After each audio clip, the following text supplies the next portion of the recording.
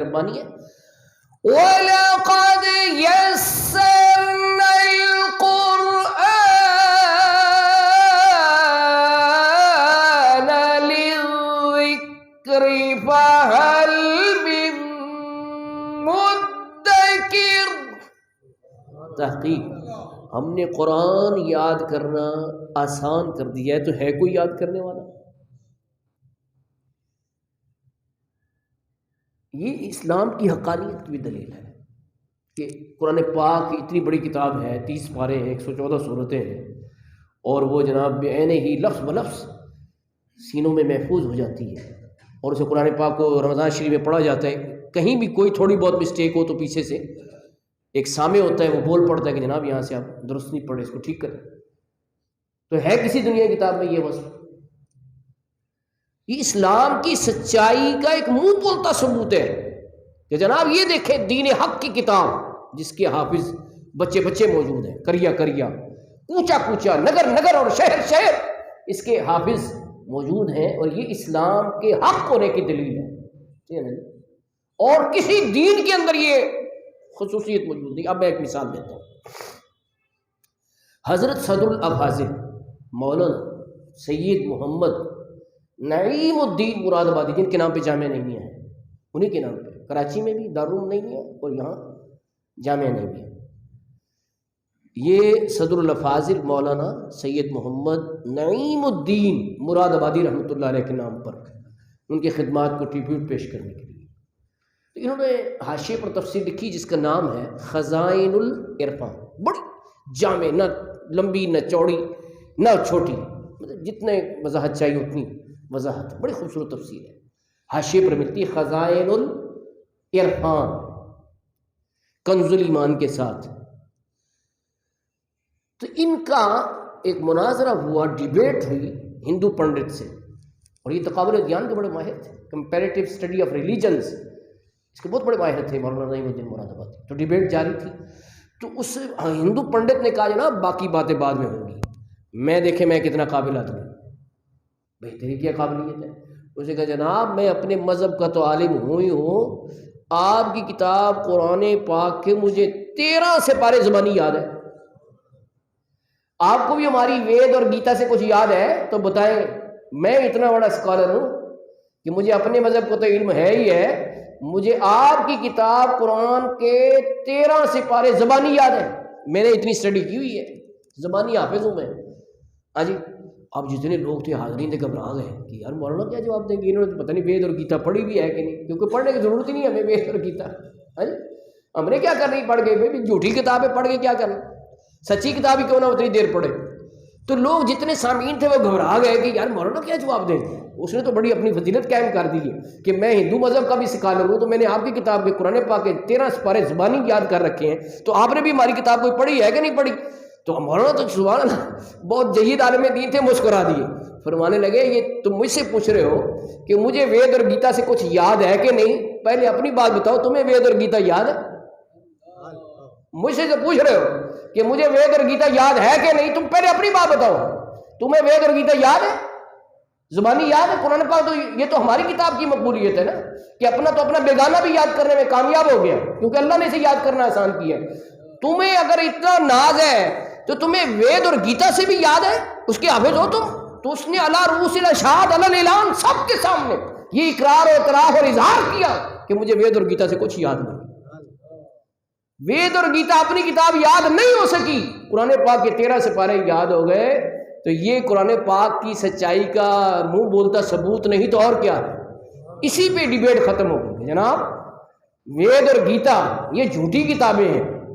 تو یہ تو اپنے پڑھنے والے کو یاد نہیں ہوئی ہیں، اپنے مذہب والے کو یاد نہیں ہوئی. اور قرآن پاک کی یہ مقبولیت ہے، یہ محبوبیت ہے کہ اپنا تو اپنا بیگانہ بھی جب وہ لگا یاد کرنے تو اللہ نے اس کو بھی یاد کروا دیا، اس کے لیے بھی یاد کرنا آسان کر دیا. کیونکہ وَلَقَدْ يَسَّرْنَا الْقُرْآنَ لِلذِّكْرِ فَهَلْ مِن مُدَّكِرٍ، قرآن ہم نے یاد کرنا آسان کر دیا تو ہے کوئی یاد کرنے والا.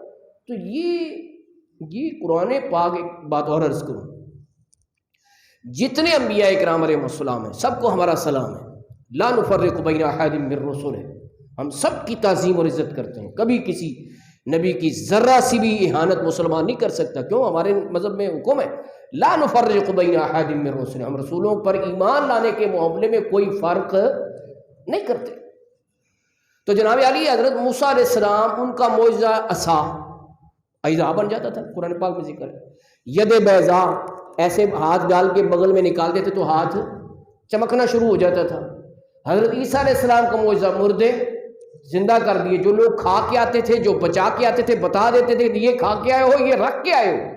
وَأُنَبِّئُكُم بِمَا تَأْكُلُونَ وَمَا تَدَّخِرُونَ فِي بُيُوتِكُم، یہ بتا دیتے تھے. یہ ان کا معجزہ ہے. لیکن یہ خبریں موجود ہیں، معجزہ موجود نہیں.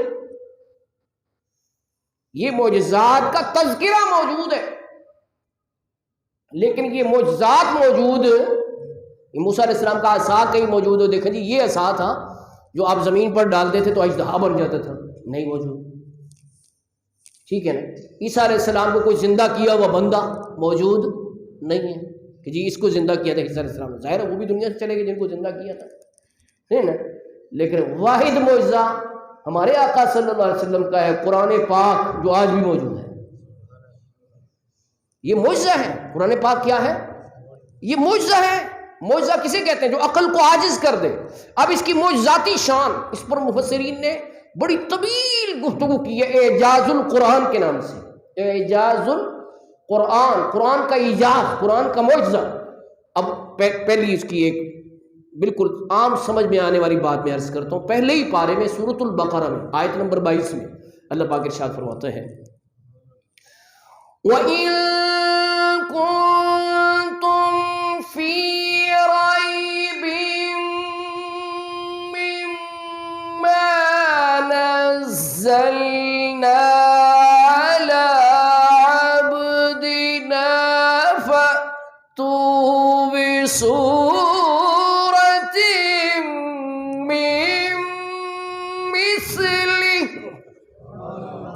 اگر تمہیں اس میں کچھ شک ہو جو ہم نے اپنے بندہ خاص پر اتارا تو لاؤ اس کی مثال ایک صورت، 114 نہیں، فَأْتُوا بِسُورَةٍ مِّن مِّثْلِهِ، ایک صورت اس کی مثال بنا کے لاؤ. وَادْعُوا شُهَدَاءَكُم مِّن دُونِ اللَّهِ، اور جو اللہ کے سوا تمہارے مددگار ہیں ان کو بھی بلا لو ساتھ، مل جل کے اکٹھے، یہ نہیں انفرادی بھی نہیں، اکٹھے ہو جو سارے اور ایک صورت بناؤ. ان کنتم صادقین، اگر تم سچے ہو. آگے ہی فرما دیا، خبر دے دی فَإِن لَّمْ تَفْعَلُوا، اگر تم نہ کر سکو. آگے کیا فرمایا؟ سبحان، کہیے سبحان. فرمایا وَلَن تَفْعَلُوا، اور تم ہرگز نہیں کر سکو گے. یعنی ایک ہوتا ہے نو، ایک ہوتا ہے نیور، نیور ایور. کہ لن تفعلوا یہ ہوتا ہے نیور، یعنی ہرگز تم نہیں کر سکو گے. یہ پہلی خبر دے دی فیوچر کی کہ ان فیوچر بھی، حال میں بھی اور فیوچر میں بھی، مستقبل میں بھی تم قرآن پاک کی ایک صورت نہیں بنا سکو گے. لن تفعلوا، تم ہرگز نہیں کر سکو گے. فاتقوا النار التي وقودها الناس والحجارة، پھر ڈرو اس آگ سے جس کا ایندھن آدمی اور پتھر ہے. جی اعدت للکافرین، مکافروں کے لیے تیار کی گئی ہے. ڈرو اس سے. کیوں قرآن پاک سے متھا لگاتے ہو؟ کیوں اس سے جیلس ہوتے ہو؟ جب مثال بنانے پر قادر نہیں تو آگ لگانا شروع کر دیتے ہو، کبھی ٹائروں کے نیچے رکھنا شروع کر دیتے ہو. یہ جو انگریز کر رہے ہیں. اچھا مجھے حیرت ہے اور میرے سوال کا آج تک کوئی جواب نہیں دے سکا. آپ میں سے اگر کوئی دے سکے تو ٹھیک ہے. وہ سوال یہ ہے کہ دیکھو انگریز، یورپین، امریکن، یہ لوگ بڑے خود کو سویلائز کہتے ہیں، بڑے مہذب، کہ جی ہم جیسا تو مہذب ہے ہی کوئی نہیں. یہ جو مسلمان ہیں یہ جاہل ہیں، یہ اوجڈ ہیں، یہ گنوار ہیں، یہ الٹریٹ ہیں، یہ ناخواندہ ہیں، ان کو مینرز نہیں آتے. ہم ویل مینرڈ ہیں، ہم جناب بڑے مہذب ہیں، ہم بڑے تہذیب یافتہ ہیں. تو بتاؤ تمہاری کسی کتاب، چلو آسمانی کتابوں کی تو ہم عزت کرتے ہیں جیسی بھی ہیں، کوئی تمہاری آئین کی کتاب کو ہم نے آگ لگائی ہو، یار یہ ان کی قانون کی کتاب، اس کو آگ لگا دو، لگائی کسی مسلمان نے آج تک؟ بتاؤ یہ کیا، یہ کوئی تہذیب کی علامت ہے قرآن پاک کو اور اتنی مقدس کتاب کو، اللہ کے کلام کو آگ لگانا؟ جو سویڈن میں ہوا ہے، جو ہالینڈ میں ہوا ہے، کیا یہ تہذیب ہے؟ بولیے نہیں، بولے ذرا زور سے بولے نہیں. تو پھر کیوں خود کو کہتے ہیں یہ ہم بڑے تہذیب یافتہ ہیں؟ یہ تہذیب ہوتی ہے؟ اس کو تمیز کہتے ہیں. بدتمیز لوگ ہیں، بد تہذیب لوگ ہیں، الٹریٹ لوگ ہیں، یہ جاہل ہیں، نوخواندہ ہیں، اور انسانیت کے ماتھے پر دھبا ہے. یہ انسان کہلانے کے مستحق نہیں جن کو یہ نہیں پتا کہ کتاب بھی ایسی کوئی چیز ہے جس کو آگ لگا کے اپنی نفرت کا اظہار کرے. یہ تو علم ہے، یہ تو تہذیب کی علامت ہے، یہ تو علم کا ذریعہ ہے قرآن. تو اس سے ایسے نفرت کرتے ہو؟ استغفر اللہ، توبہ توبہ توبہ توبہ. ہاں جی، تو یہ جیلسی ہے، حسد ہے کہ اس جیسی کتاب بنا نہیں سکے. قرآن پاک نے چیلنج کیا پہلے پارے میں کہ اگر شک ہے تو لاؤ ایک صورت، تو آج تک کوئی ایک صورت بھی بنا سکا